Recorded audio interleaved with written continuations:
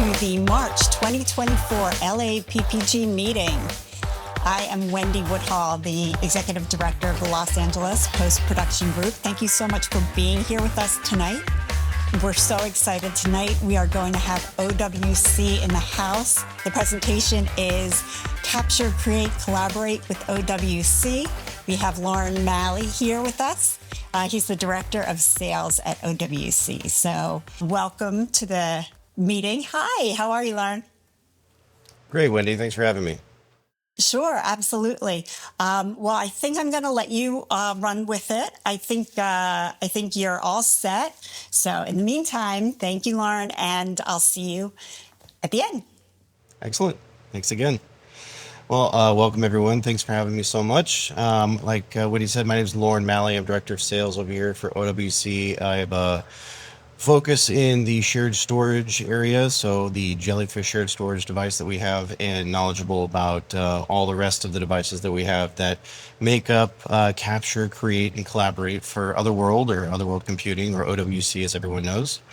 And this is just a neat little backdrop of some of the things we'll talk about, and then other aspects in which we may not have time to get to, but I thought it would be fun to drop them in here, as far as some of the movies that have been created on OWC Jellyfish, or the SD cards or CF cards, or the SSDs, or the readers. A lot of folks have been using OWC for years and years and years, and it's never ceases to amaze us how the underlying aspect of performance and reliability and ease of use continues to be at the forefront of Capture, of Create, of Collaborate. And so we're continuing to be super diligent in making sure that we keep that performance, reliability, and ease of use within each of those categories, and extremely proud to be just a small portion of the support for all of these amazing projects and amazing clients that we have on a global scale. So fortunately for me, I've been just a little bit about me, a little bit about my background is I also a bit of a filmmaker myself. I've done commercial work, so on and so forth. General DP. I got started.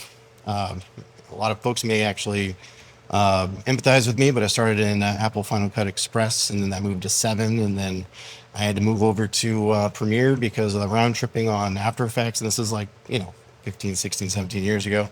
And then I got the bug on Blackmagic as soon as I saw everything in one little spot. And for me, the performance, and the ease of use, and the reliability for me on the Blackmagic side is why I've continued to work within that platform.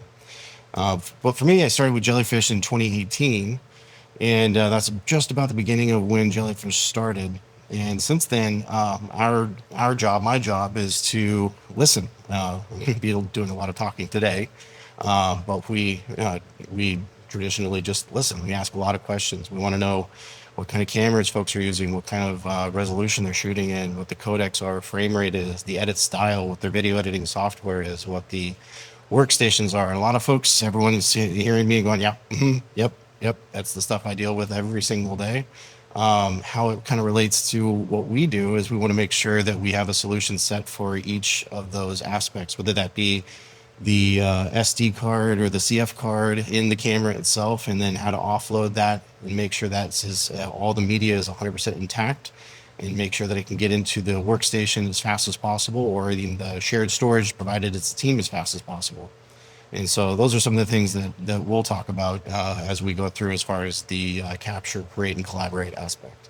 But at this point, we have we have tens of thousands of customers on a global scale. On the Jellyfish side, we have over 600 customers, folks that actually have teams of video editors that they need to basically connect to one source of media, and have everyone not put on their IT hat. They want to be able to keep their creative hat on and focus on the job, focus on what they were hired on, and be able to turn that around as fast as possible. Me being in the field, and I own a lot of OWC gear myself. I own a Jellyfish shared storage device myself, and I continue to work in a collaborative mode as much as possible, whether that be on-prem with individuals or on a remote basis. And we're always looking for tools that enable efficiency, and that's kind of what everything boils down to be, is we continue to provide efficiency tools for the creative industry on the post-production side. So again, CF cards, to the readers, to the SSDs, to the shared storage, And so a lot of the times we kind of consider we'll just go to the next slide, the capture, create, and collaborate aspect as it kind of drops down here. There's a lot of information in here.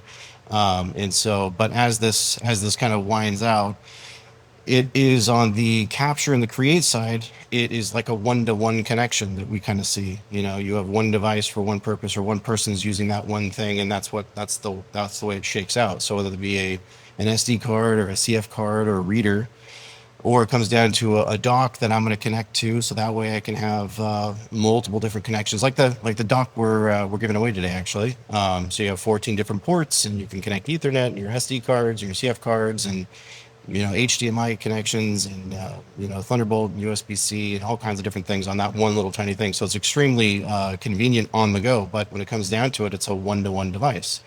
And as we move from the left to the right side here, from capture, create, and we go all the way down to items that a lot of people have out there. A lot of folks have the Envoy Pro FXs and the Electrons, and then a lot of DITs will have if you see in the middle of the page right there, the Express 4M2. They'll be able to put that in a Mac Pro as a DIT, and they'll be able to ingest that media, and it really doesn't matter what they're using. If it's somebody shooting in, area open gate, or if it's an image sequence file, or if it's just heavy ProRes Quad 4XQ, it doesn't matter at that point, because the NVMEs that we put in that unit are extremely fast on that one-to-one connection. Same thing with the Thunderbase, as far as the ease of use and the reliability and the performance, we try to keep in mind everyone's workflow as we're working through each one of these solutions and providing a recommendation based on what we know. And that's where we ask a lot of questions. And then when we get into the collaborate aspect, we look at the Jellyfish, the Jupiter aspect that we have, and that's where we come to the one-to-many connection. So the one-to-many connection, the aspect of that, and again, a lot of folks on the call may know, but when I have a shared storage device or a network attached storage or a server, if you will, it oftentimes, kind of can spin folks' hats, because at that point, they don't know how to actually set a server up. Or if they do, they know it's going to be the thing that they focus on, and it's not the creative that they're focusing on. And that was the initial intent of creating the Jellyfish in the beginning, is making sure that each one video editor, each one creative has the ability of connecting to a Jellyfish, all of us at the same time. And at the end of the day, it just feels like a big external hard drive that we're connecting to. And it's fast enough for 4K. It's fast enough for 8K. And I don't have to transcode media. I don't have to work in proxies, provided my workstation can handle the actual workflow. And then at that point, we're not focusing on the shared storage aspect. We're not focusing on the IT aspect. We're not focusing on the server aspect of it. We get to actually focus on, again, what we were hired to do, is tell the stories, put the stories together.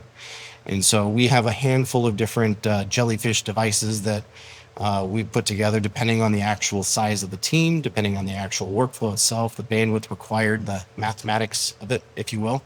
And then, and then we kind of fit that into the right size team, the right size budget, try to be as considerate as possible to all of those aspects. So that's why we ask about the amount of users, the type of media you're asking about, and then or working on, and the workstations you're working with. And so that way we can provide a recommendation. But again, I think that's an interesting thing as far as what OWC has to offer on the performance, reliability, the ease of use, is that that covers capture, create, and collaborate. Everything that you can touch on the post-production side, on the production side, you can have one snapshot, if you will, of a production or an edit suite, if you will. And every one of those items you can actually get from OWC, which is amazing. And every one of those aspects in which OWC is providing, again, focusing on the performance, focusing on the reliability, focusing on the ease of use. And that's after the consultation approach that we take on asking all these questions to make sure that we're making the right moves, not just for now, and we've all heard this, but in the future, what's the general trajectory of the post-production team or the production team? And if these things are these solutions are being used as efficiency tools, then that, in my opinion, innately enables growth. And at that point, what does the future look like on the shared storage side or on the RAID side? If I have the proper connection, or is something going to actually last me a year, 2 years, 3 years, as far as an SD card, a CF Express card, or the reader that I'm taking out in the middle of the desert or in the middle of the ocean or whatever it might be. And so as we get into the capture side, this is actually a really cool project that Atlas Lens did. They had a glider go up, and they're basically As anybody on the production side knows, you're constantly fighting light, you're constantly fighting time, production time, everyone else's time. It's not just you on set, it's you and 10 other people, 50 other people, 100 other people. And again, you need the performance, you need that to actually work for you, you need the reliability. You cannot have that thing falter. You can't have that piece of an CF card or an SD card in the air right here. You cannot have that falter when you bring that back, and you need to be able to pop that back onto your workstation and get it done right away. One of the neat things that we've done recently is we've actually worked with Red on the CF Express card side to have them approve those cards for the Red Raptor XL. And so that's why we have Red approved right there. And we're really excited about that. So we've been working with Atlas Lens for a while. We've been working with Red for a while. And to actually see that come to fruition is very, very exciting. And so the performance on these CF Express cards and the SD cards are absolutely amazing, as well as the actual readers themselves.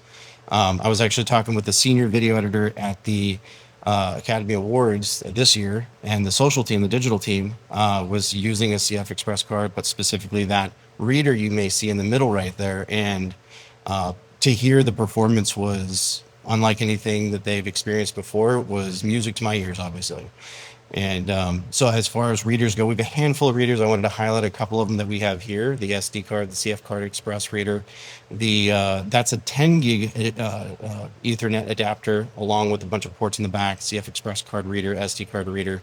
But on the capture side, these are some of the items that continue to essentially be hero products for the production side. And so it's continuing. It amazes us to see these stories continue to come through, and we love the enthusiasm, and we love the ability to continue to support folks like this. On the create side, and it kind of bleeds a little bit, the capture and create a little bit, and create and collaborate kind of bleed a little bit as well. But some of the items that we have here that a lot of folks are continuing to use, which is actually just hearing from Woody on the call from LAPPG, is he's got a Thunderblade, and it's not uncommon for folks to say, I got that Envoy, I got that Thunderblade, and I got that Thunder Bay, that raid that I've had it for years, and it's continuing to work for me, and it's great. I love to hear that. The performance aspect in some of the items that we have on the DIT side, the little flat one that you might see at the bottom there called an Excelsior. That unit has a bunch of NVMe sticks in there that you can RAID. And it's got 8 sticks of NVMe that you can RAID with our software, SoftRAID. That enables you to have the performance, the reliability, ease of use, that redundancy as far as not having to worry about any one of those drives going down. You're not losing any performance. You're not losing any media itself, the most important thing. And that's what these folks actually were able to use. So we also worked with Atlas Lens company, like I said, they're friends. And these folks were just going and going and going with, they had about 300 cars out there, and there's no brakes. And at that point, you cannot think about the gear that is capturing the media. And as you can see in these, this repeated clip here, but the fact is you see everyone going and going and going, and they're not stopping. And they cannot stop to think about the CF Express card. They cannot stop to think about the Thunderblade that they're using to offload all the media onto, so that way they could pop it back in their case, and then they could take it back to their shop and get to work on it if they're not working on it on set. And he's probably working on it back in that little cabin right there. But the Envoy Pro, super light. I mean, we even did a video at one point to where somebody was dropping a helicopter on top of one of those drives, and it withstood. And John Hogue, our director of marketing communications, he was over in Amsterdam dropping the thing in the canal and pulling it back up. And I think he's gone as far as putting peanut butter on one of those things and having his dog go at it. And it still works. It's still fine. It connects every single time. And that reliability, that performance, and that ease of use aspect, I keep saying it because it's a huge thing in my opinion. That is what continues to drive the capture side as well as the create side. There's a bunch of other products on the create side, if you will, like the Thunder Bay 4, the Gemini, the Thunder Bay 8, the Flex 8, stuff like that are really, really amazing pieces of gear that, again, enable folks to get their job done in a more efficient way. So, but I wanted to highlight some of the go-to products as far as I'm aware of them, as far as I'm familiar with them, and then some of the awesome products that I mean, for instance, if you have the ability of getting a Mac Pro M3 and you could stick 3 of these 64 terabyte Excelsiors in all of those PCI slots in the back, you have 192 terabytes rated NVMe. And we've clocked that over 10,000 megabytes per second. So as far as speed goes, doesn't really matter what kind of media you want to play back. At that point, it's what can your GPU handle in your workstation. It has nothing to do with the storage and the performance of that. And again, reliability and the ease of use aspect. And along with everything that we have dedicated OWC support techs, so we can talk about these things in a more, a fluent manner to video workflow or audio workflow, opposed to it's a piece of hardware and that's it. And we really want to get and dig deep and be along with each one of our clients for the journey. And like I said, the ongoing growth that it's somewhat inevitable to have when you are using efficient products like we're putting out. And so as the create process continues to move on, we have the collaborate aspect. And so this is my little niche right here as far as the Jellyfish goes. It's a shared storage device designed for video editors, originally by video editors, and that notion has continued. And I wanted to, so there's a bunch of stuff going on here. So my slight apologies for that, but and there's a whole lot more I could put on here, but nonetheless, I did want to highlight some aspects in which the Jellyfish was able to support some of our amazing clients that we have. And as you'll see at the bottom, before I get into the mix of each particular product, I mean, you can see Premiere and Resolve and Final Cut, and Media Composer by Avid and Apple, Windows, and you get into codecs as far as ProRes and Blackmagic Raw, and then XAVC and MXF files, all the way up to 12K resolution, all of which work on a Jellyfish, all of which work from one piece of storage to many users at that point. Each one of those users do not have to be an IT person, and each one of those users do not have to work in a proxy, if you will, depending on the device you're using. And so it enables folks as far as online or offline workflows, and it doesn't matter what type of workstation you have, whether it's a Windows device, a Mac device, Linux, you all have the ability to work within your chosen video editing platform or audio editing platform, if you will. But that's part of the stuff that we go through on the Jellyfish side to really understand the mathematics of it and how that breaks out on the performance side. So that way we can fit folks within what's the capacity you need, how many folks you have actually connecting to it, where is it going to be located, and then what the actual workflow looks like, from a camera's perspective on the production side. I think if we could all, have exactly what we'd like, I mean, we would want to have production and post-production and IT all get together and have a meeting before things happen, opposed to production just hand a bunch of stuff over to post-production and they're going, well, how do we deal with this? How do we deal with this type of media? I guess we have to dumb it down so that way we can work on it. But if we had something that enabled us to just get to work and not have to worry about dumbing down the media from production giving us 8K when it's going to social, or for instance, if I have to deal with an IT person because I don't have enough bandwidth on this server that I now have to deal with, which going through a network switch that I have no idea how to set up, and it's going from 300 feet away, and I've never even seen the thing before, but I have access to it somehow. This enables us on the left side, for instance, and actually, if you can see my screen, the device behind me, that's the tower, and the little guy next to it, that's a Nomad. And the reason why I put them in the slide here, because I think they're interesting. And on the tower side and the Nomad side specifically, I think they're actually one of the more unique products in, this is going to sound,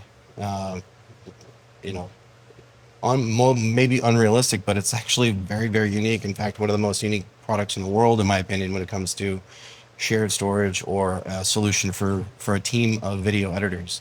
For instance, the tower, you can have that sit with the video editors as it's quiet. You can have up to 360 terabytes in that unit. You can have up to 16 4K video editors, all directly connected to that without going through a switch. And they all get to use the software that we put together. So on the right-hand side, you see a little Connect app. That's the little top one. And then I took a little screen grab of the permissions aspect. So for instance, if I have 16 people, well, I got to create users. I have no idea how to do that if you're trying to work within a traditional server environment. With a Jellyfish Manager, our little piece of software, it enables you to easily create users and groups and then say, you get read write, you get read, you get write, so on and so forth. So it's a very easy to use process. But we were able to actually grab a quick video and show actually up to 16 workstations directly connected, which I'll show you in the next slide here. And so, but Apple actually was able to, they have a handful of Jellyfish devices and they put a lot of different films together on Jellyfish, which is really cool, including like Emancipation that I think I may have mentioned at the very beginning. They shot that over in Louisiana. They put it on a Jellyfish. They brought it back to LA, and then they put it all together. And the VFX manager was just delighted to work on something that was, again, had the performance, had the reliability, and the ease of use. And then also, obviously, everything, well, maybe not obviously, but everything as far as a Jellyfish goes, we have a Jellyfish, OWC Jellyfish dedicated support team specifically to work with folks as their workflow continues to evolve. On the Academy Awards, actually, this year and last year, we were able to set up the Academy Awards digital team with a Jellyfish that, again, small, quiet, out of the way. If anyone's been on an event type like that, they're basically no room and no light, and they need to work, and they cannot worry about something failing on them. They have to have that reliability aspect. They have to have the performance. And that little Nomad that you see right there is actually based on, it's a shared storage device. You can connect up to 6 users on that, but that's based on NVMe as well. So we have so much performance in that little device. We can have 6 10 gig users, those four, otherwise known as like 4K or 8K users, if you will, all saturating that 10 gig pipe, meaning it doesn't really matter if it's, the heaviest of ProRes out there, and it could still play that media back smoothly without dropping any frames. And again, without any IT, without any switches involved, without any headaches, if you will. And enables, their team, for instance, they had 4 workstations, 3 video editors, and they were being handed cards as the the Oscar recipients were coming off stage, taking their photos, and then they were coming in and they had a social stage to where they were doing their thing, doing whatever, but then they were actually handing the cards over to the DIT, and they would ingest that into the Jellyfish Nomad, and immediately they were able to, within a half an hour, take it from the card to a finished product so it can be published. And that's an amazing thing to have happen. Something that's small, something that's quiet, something extremely performant. Other folks like Eastman School of Music is another really great client that we have.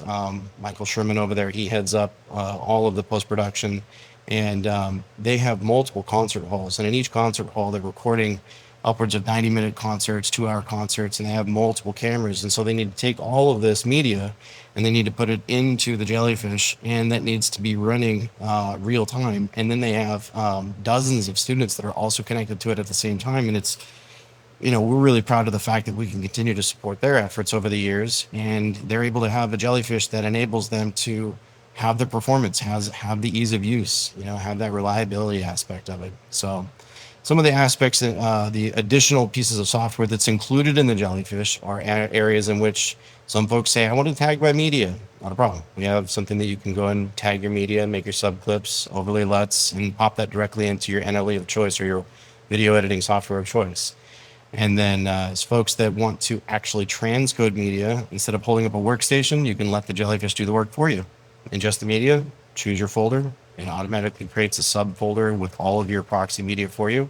And you're not holding up your workstation in Media Encoder or Resolve to do that work. So we try to offer a lot of aspects to the shared storage to make it as easy as possible. And again, backed by a dedicated team. And before all of that gets started, myself and my team, we do the workflow consultations, if you will, and we're constantly trying to dig into understanding not just how much capacity somebody needs and how many folks need to be attached to it, but what everything looks like on the remote side, on the backup side, whether that be cloud or LTO or nearline, or whether that be a media asset manager like we briefly spoke about, or whether that be the new cameras that they're getting or the new workstations they're getting, because all of this is a proper makeup of what's going to enable them to have an efficient workflow.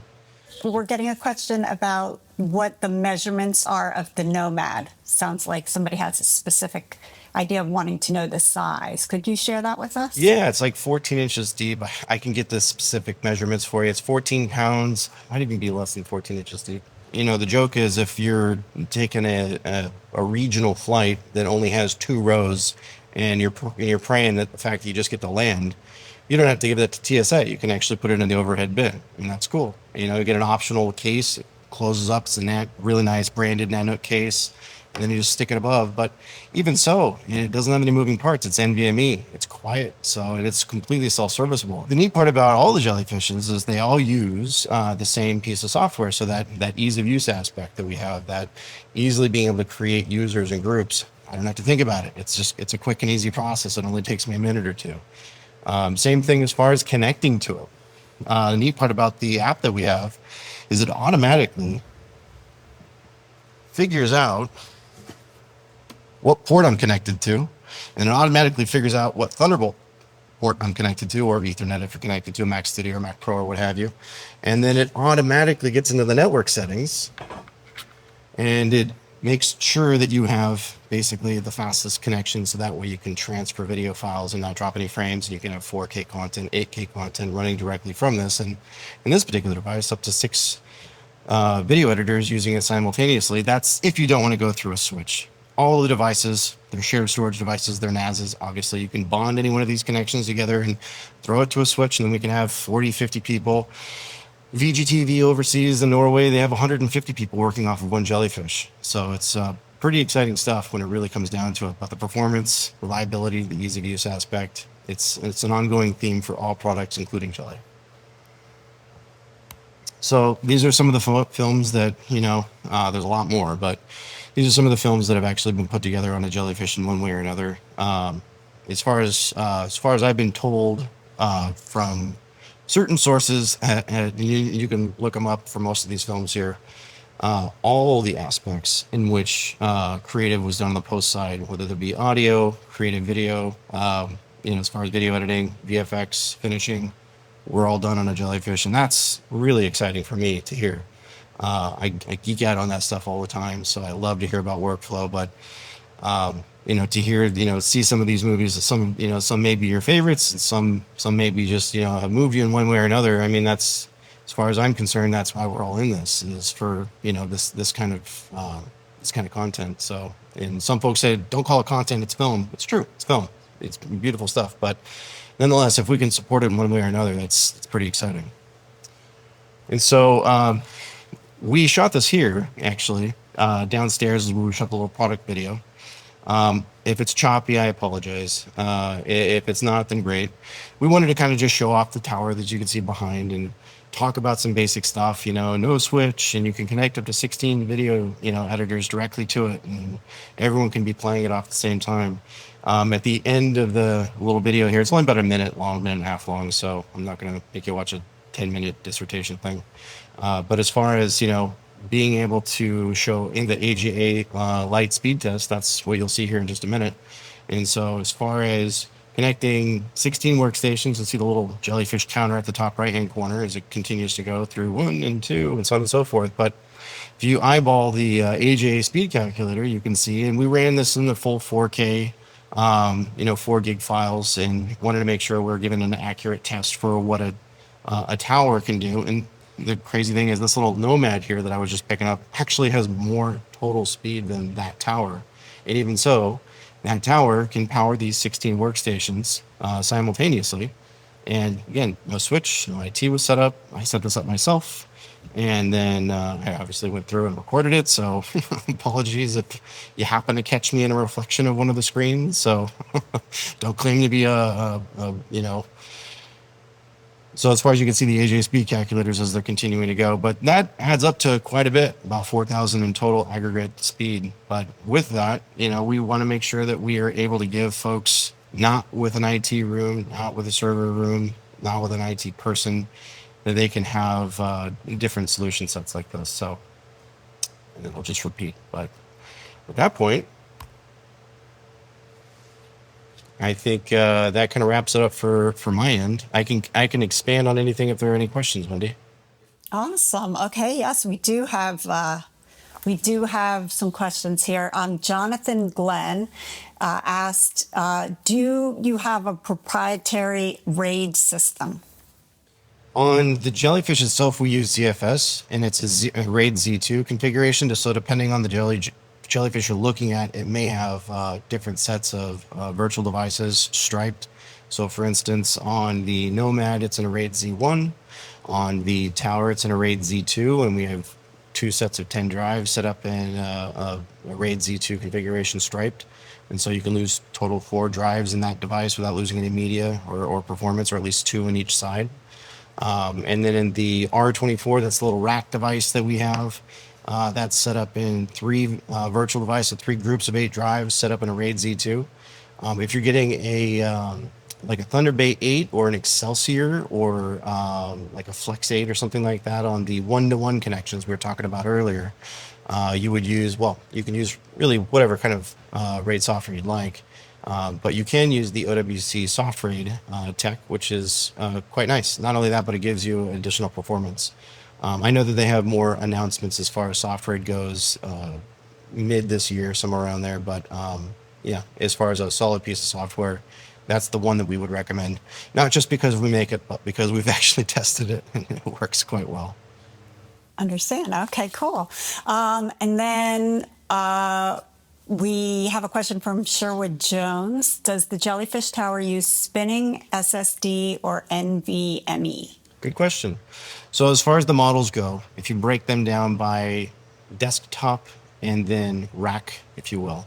So the Nomad is an NVMe, and then the Studio is SATA SSDs, and the Tower is SATA HDDs, so it's spinning. And the reason why, and I'll stop there to explain a little bit further, the reason why we haven't changed the Tower to SATA SSDs is a couple things. The expense of a 360 terabyte in a single chassis can be very expensive. So that's one reason. 2, we don't need to. Spinning drives are very resilient, and we know that they last a very, very long time. And not only that, but the performance that we can get out of a tower is quite a lot. I mean, we are using a ZFS file system, so we have about 256 gigs of RAM inside the tower, and then an L2 ARC SATA flash, and then we're going into the striped 2 VDEVs setup, which are the SATA HDDs. But all that said, at the end of the day, if we really get into it, it's not necessarily how fast can it go, but how fast do you need it. And oftentimes we find that most workflows, 4K workflows, 6K workflows, 8K workflows, really whatever it is, even if they have 10 people connected to the tower at the same time, it has enough aggregate performance to provide each individual with the proper performance required to get their job done without working in a proxy. Oftentimes folks work in a proxy not necessarily because of the Jellyfish on the 10 gig, but it's often because of their workstation can't handle the timeline resolution that they're in. And so they may have 4K media, but they just can't play 3 layers, A cam, B cam, B roll in Premiere, depending on what kind of media they have. So as far as performance goes, even on SATA HDDs, I say that even on because it's a true thing. A lot of folks are going to Flash. A lot of folks are going to NVMe. A lot of folks are doing a bunch of different things, and we have different solutions for that. But the Tower continues to prove itself as a performant, easy to use, reliable device that's, again, quiet. So, I mean, it's on right now. You can still hear me. It's not a jet engine behind me. We do have jet engines. They're back there. But, nonetheless, the Tower is quite performant, and staying with the SATA HDDs for the time being at least. Very cool. All right, let's see. All right, everybody, last chance to get your questions in. You absolutely just bam, bam, bam. You hit all the key points, and you got us so much good information. I have one from Rochelle Gibbs.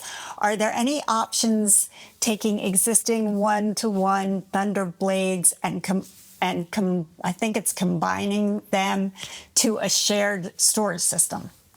Really good question. Well, I should say the Nomad actually uses the OWC U.2 shuttles. And so that's kind of, what you're asking about. Saying like, well, how can I take NVMe rated devices and put them in a shared storage device? That's the Nomad. Yeah, it's essentially what that is. I know that you can actually take Thunderblades and stack them on top of each other, but I don't think that was your question specifically as far as how to take Thunderblades and take a one-to-one and make it to a one-to-many type of connection. And if that's the case, that would definitely be the Nomad as far as the Jellyfish Nomad offering the NVMe one-to-many, easy to use device for a team. But if you just needed a RAID Thunderblades, you can do that as well. Awesome. Okay. I think that was it. My goodness, Loren, you just rocked it out so quickly for us. We so appreciate that. Thank you so much. And where would be the best place for people to find more information about these things that you talked about tonight? So you can always go to OWC.com, and that's a really great way to go and take a look at all the different solutions that we have as far as they relate to the three categories we talked about: capture, create, and collaborate. And then on there, you will be able to find Jellyfish and look at all the different models. We have really a neat, it's like a calculator, if you will. It's kind of like if you ever built a Tesla, right, online and put it together. It's like, okay, I want to pick this color, pick that color. You can do that with a Jellyfish, actually. So we have a Jellyfish builder. So if you're going, well, what is this and what is that? How does it be put together? And I want this amount of storage and this amount of connections, so on and so forth. We have that as well. So I'll make sure that Wendy has that to provide any links that she sends out. Perfect. Great. And I just want to remind everybody, we just dropped Adobe's dive into AI features with Esteban Toro. It's a really cool presentation. And especially, I have to say, he went over a lot of stuff. He went over text-based editing, enhanced speech, the remix tool, scene edit detection, and audio reframe sequence. But he also showed how the generative fill could be used on video footage using Photoshop. So that was really cool part of his demo at the end. So definitely check out that video if you have time. Be sure to connect with us on Facebook, Instagram, and on X, as well as LinkedIn. And a thank you to all of our partners at the platinum level: AJA Video Systems, Adobe, Blackmagic Design, OWC, Zeiss, and Frame.io at the gold level. And then at the silver level, we have Isotope, SGO, and Avid. And it takes a village, and we thank all of our supporting media and community partners for supporting our group, getting the news and the word out about LAPPG, and helping grow our community. And again, everybody really appreciates the great presentation, Loren, and we thank you so much for being here, and thank you to OWC. And we look forward to seeing everybody next month.